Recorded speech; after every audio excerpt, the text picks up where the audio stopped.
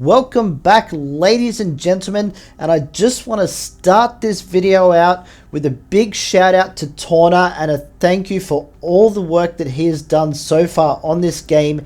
He has decided to leave the game and did bring up a few points as the reason why, which we are going to discuss very shortly. But being from Australia, I know that a lot of the content that he was producing, he was doing very late at night and early in the morning to make sure that he delivered those videos nice and early for you guys. So thank you so much for all the work that you've done. Hopefully we will get to see you back in the game someday. But let's get into some of the points that he did bring up. The first one, obviously with the challenge store, we did see an update overnight that has fixed, at least semi-fixed, some of the issues there in regards to the cost of the shards. We can now get them in lots of 5 or 10. However, they are 1,500 shards for 5 or 3,000 for 10. That reduces them down from 500 per shard down to 300 per shard, which is slightly better. The only issue is we still don't have enough currency to at least be getting those 5 shards each day on any one of those characters. Now the devs did say that this is a work in progress, so that may be something else they will be addressing, but it's good to see at least they've implemented something pretty quickly. So let's hope that we do see some other changes happen over the next few weeks, just so that we can get a little bit more out of that store. Now the main issues that Tona did bring up was around the character releases and also the overall content in the game.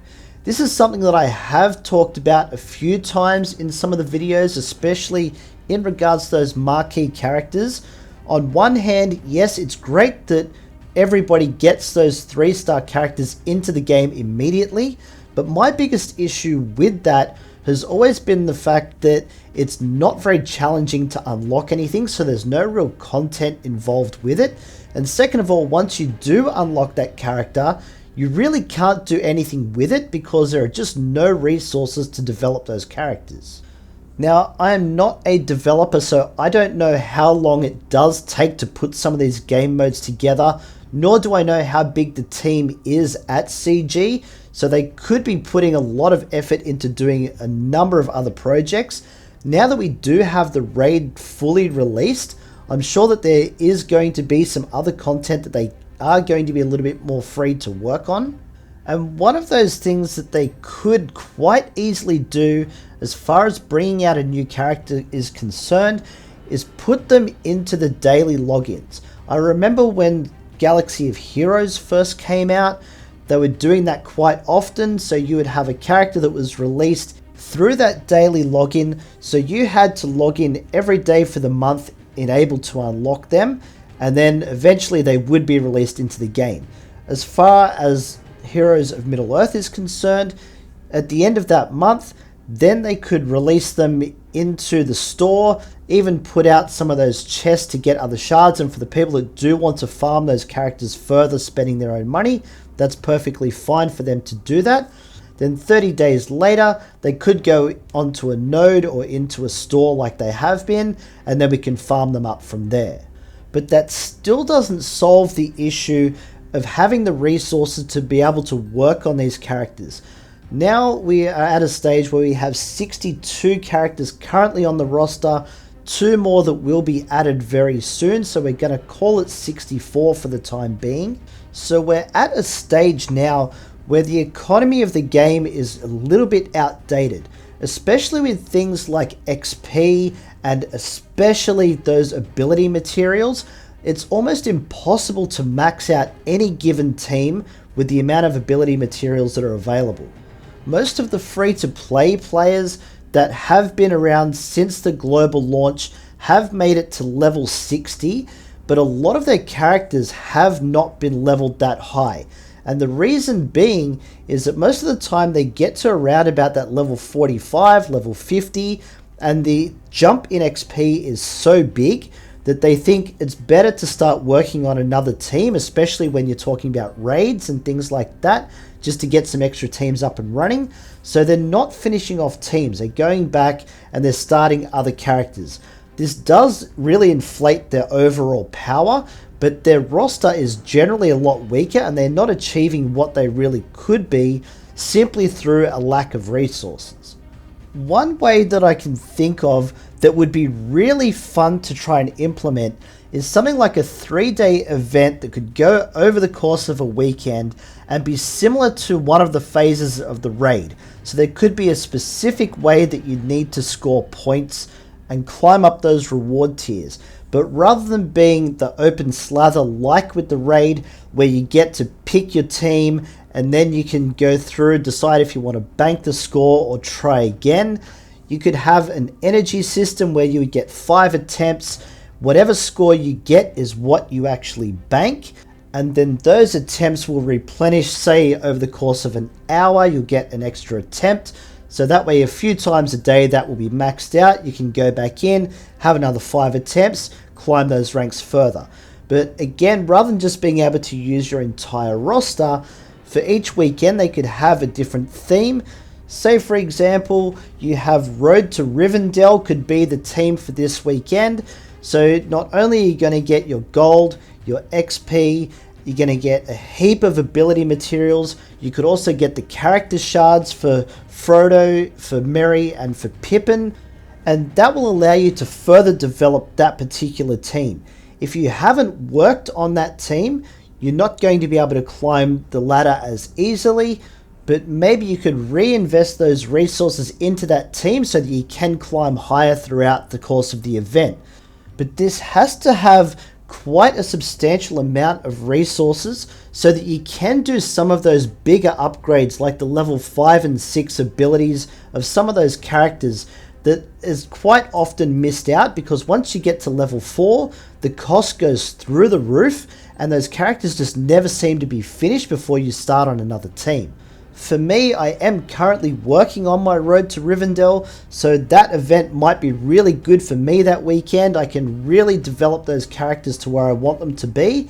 Then the following weekend, they could have a completely different way of scoring points throughout the event and pick another team like Mordor, where I haven't really developed them that much, but maybe I was interested in getting them started to a certain level. But it's also going to encourage me to start working on them while that event is in place, so that way I can get those higher rewards from that event. And the good thing about this system is it will reward you for the teams that you have put a lot of resources into. You can get those higher rewards and really finish those teams off. But then the weekends that you haven't really got that team, you may be able to start putting them together a little bit to get those better rewards, or just take what you can get and then put them into other teams that you'd prefer to work on. The other good thing about this system is because every week the event can be slightly different, it doesn't feel as repetitive, but it does allow free-to-play players to start developing those teams, get those better rewards, and start catching up a little bit. So when they are competing in some of the raids, especially for the smaller guilds that aren't quite getting that 17 million to get out of that first chapter, they're going to be able to put a few more teams together to start building those better points and get the better rewards for themselves in the raids as well. I completely understand that this game is also a business, so you do need to have things for people to buy so that it can support the game for years to come. But the other thing you have to remember is that you need players in the game. So the free-to-play players are really going to help extend the life of a lot of that content. And I just feel that there's getting a bigger and bigger gap between free-to-play and the play-to-win players. Now, I know that the developers have been pretty good at listening to the community. I have no idea whether they're going to see this video or not. Hopefully they do, and it gives them a couple of ideas. Whether they go with that or it just helps them put something else together to get it out there for the community. I just think that we really need a little bit more content, other ways to release characters into the game, and to get a lot more rewards out of it and get those resources into our roster, because things are really drying up fast and some days you really don't feel like you're progressing very far at all, which is one of the reasons why players do leave the game. Personally, I am really enjoying the game, but I do understand Tauna's point about there not being enough content, sometimes I'll log into the game and I just really want something to do. I want to be in the game, I want to be playing, I want to be trying to achieve something, but it's just currently not there. I want to see this game being around for so many more years.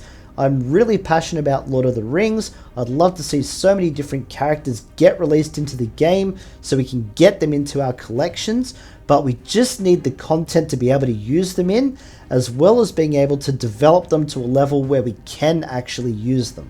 But I also want to hear from you guys.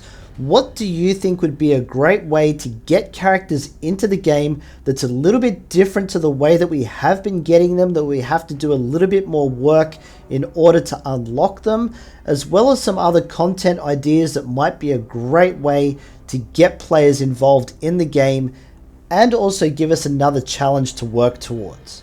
It's a shame to lose someone like Tauna, but just so you know, mate, we do support you. I hope you do well in whatever you choose to do next. Hopefully we do get to see you back someday, but that's it for this one, guys. Don't forget, like and sub, you know the deal. We got plenty more Heroes of Middle-earth coming your way. Don't miss out, and we'll catch you in the next one.